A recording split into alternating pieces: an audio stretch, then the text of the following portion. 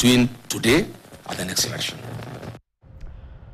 Tukisonga mbele ni kwamba mwanamke mwenye umri wa makamo amefikishwa mahakamani Kiambu akikabiliwa na mashtaka matano yakiwemo kutoa taarifa za uongo kwa polisi na kupata nyaraka rasmi kwa njia ya udanganyifu baada ya kudai kwa hongo ama kudai hongo kwa mtoto wake aliyefariki.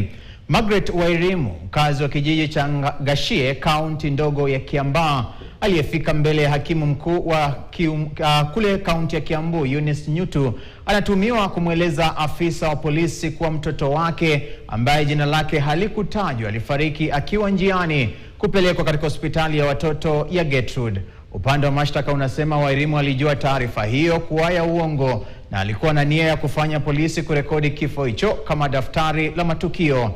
Pia anakabiliwa na mashtaka ya kutoa taarifa za uongo kwa ajili ya kuandikishwa kwa daftari la kuzaliwa, vifo vya ndoa pamoja na kulaani kutenda uhalifu katika eneo hilo. Wairimu amekana mashtaka yote matano, huku mahakama ikimpa dhamana ya shilingi 300,000 na mdhamini wa kiasi kinachofanana, huku uchunguzi wa mashtaka hayo ukiendelea. Death report ya huyo mtoto na ulijua ile information ya uongo, ni ukweli ama si ukweli?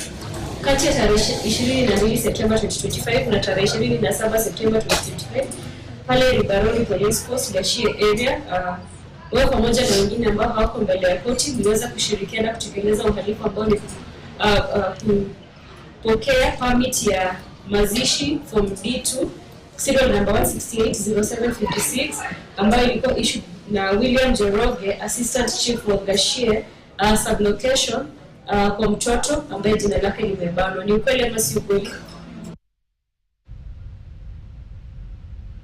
Tukiangazia sasa taarifa nyingine ni kwamba inakadiriwa kuwa taifa hupoteza 8% ya pato la taifa